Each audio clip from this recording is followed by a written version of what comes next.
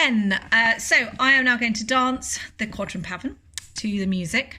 But the one thing I forgot to teach you was the reverence. Now this dance starts with, well, certainly in one choreography, this dance starts with a reverence to the presence and then to your partner. Very simple. I will teach it to you shortly. It's to a count of 8. But the one thing I failed to mention, maybe I was lulling you into a false sense of security, was that when you listen to this music, as with some of the measures, the Earl of Essex being another notable one, the steps seem to move across the music.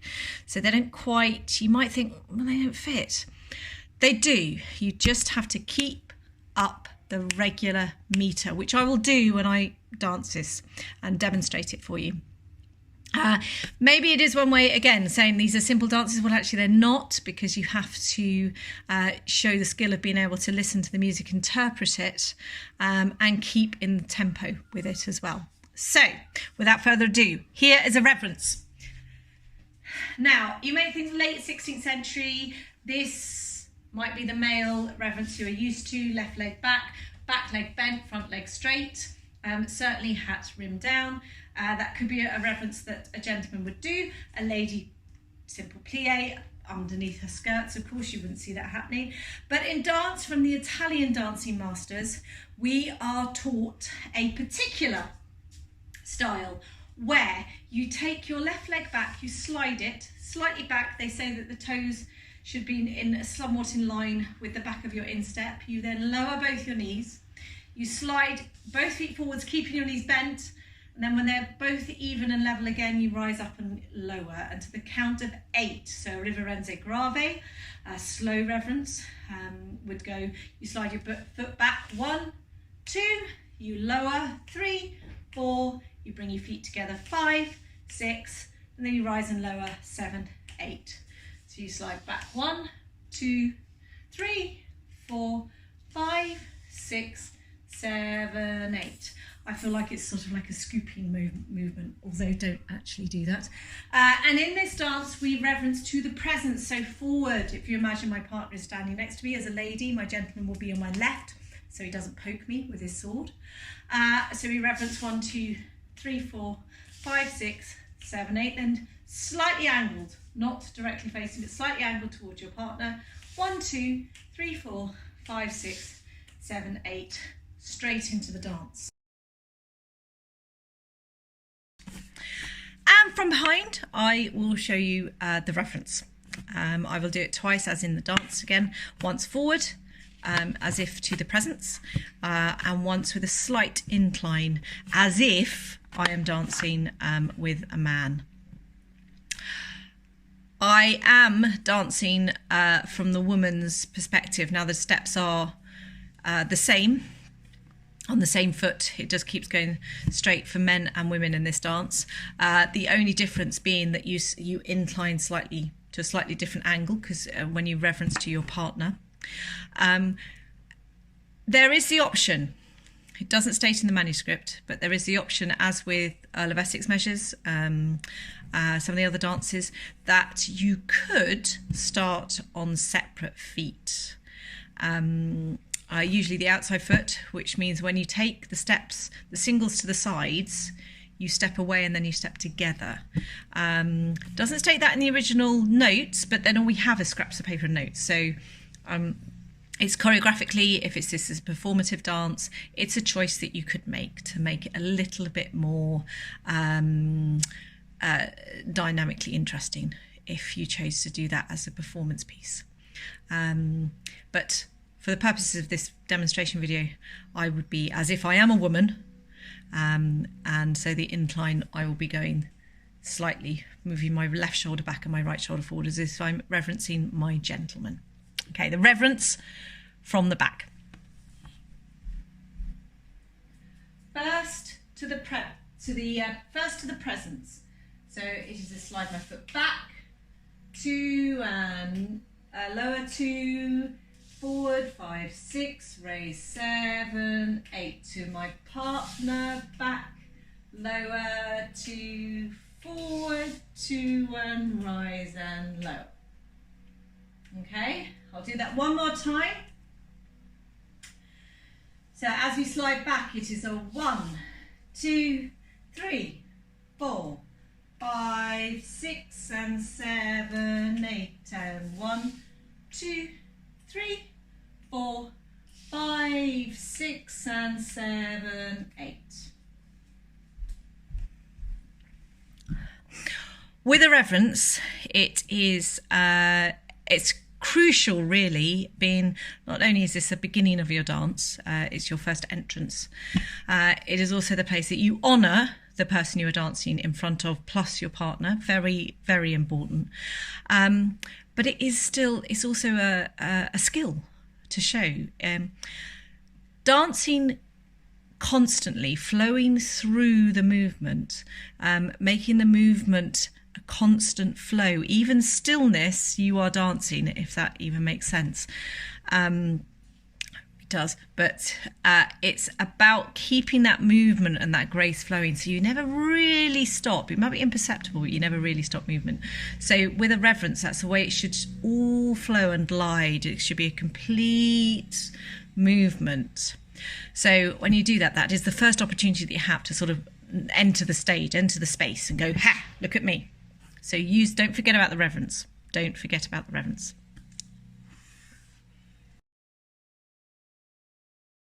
This goes through 4 times. It's piece of music. My living room isn't quite that long, so I will take tiny steps, but then I will scoot back as well. You may lose shot of my feet. But I think the most important thing is to actually practice, because the steps aren't complicated. It's keeping the tempo and the style combined as one. But hey, that's what you were rewarded for in the 16th century. So without further ado, the Quadran Pavan.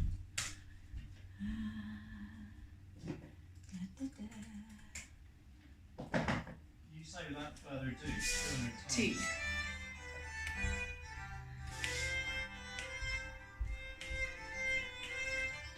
One, 2, 3, 4, 5, 6, 7, 8.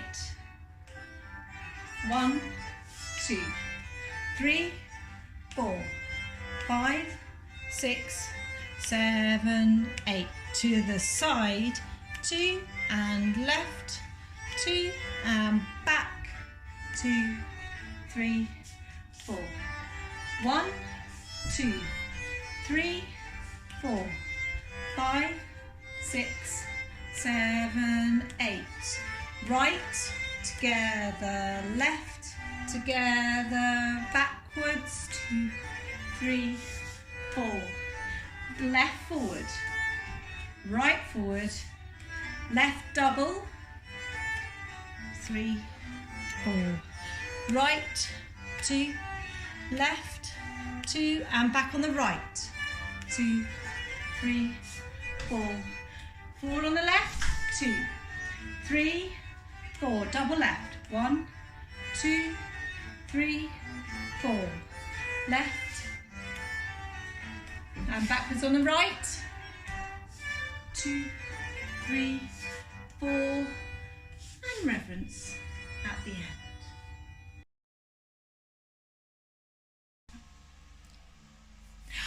I will now dance the dance 2 more times.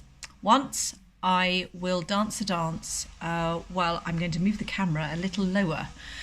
So you may not be able to see my head, but you'll see the headless feet dancing. So you'll be able to see, I've worked out how to do it.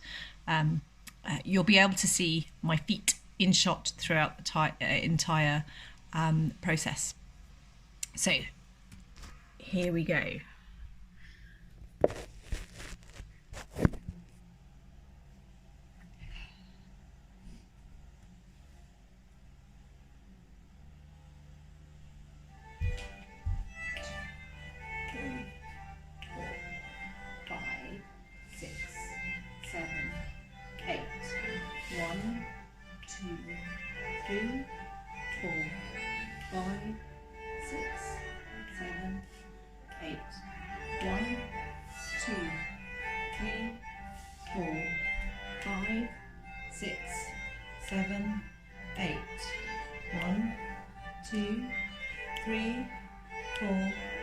5, 6, 7, 8.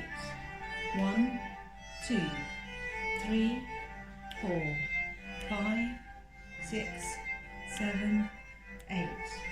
1, 2, 3, 4, 5, 6, 7, 8.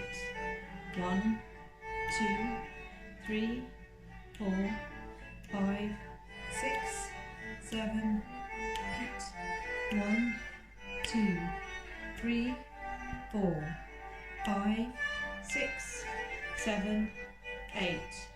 1, 2, 3, 4, 5, 6, 7, 8. 1, 2, 3, 4, 5, 6, 7, 8.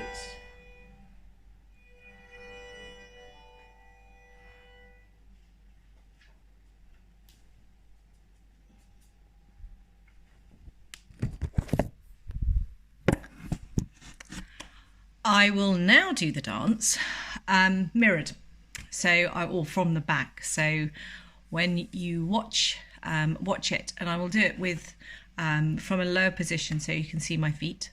But it means that if you follow the video, follow the tuition, you will be able to follow with the right leg, as if I'm standing immediately in front of you through the magic of technology. So I'll do the dance again. But you'll see the back of me and you'll be able to see the steps from the back. Okay? Let me move it down.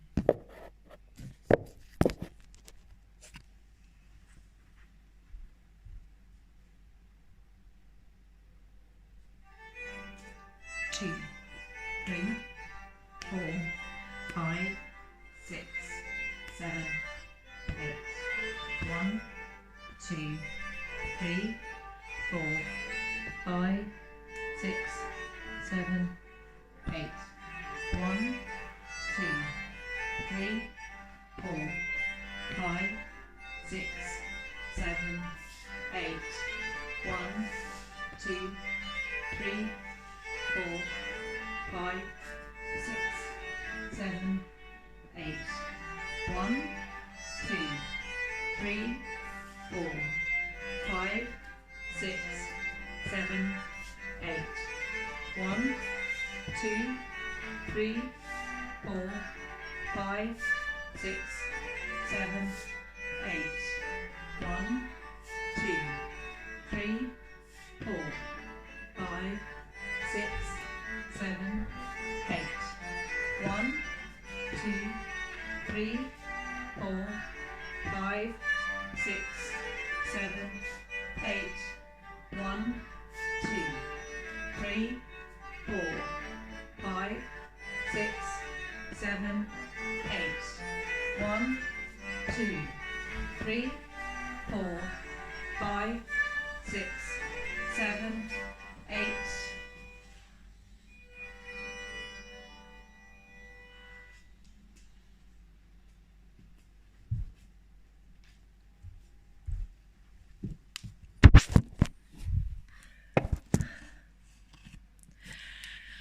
Just a final note on the step length. Now, we do know from the Italian masters of the late 16th century that the steps were meant to be, in fact, quite small and quite close together.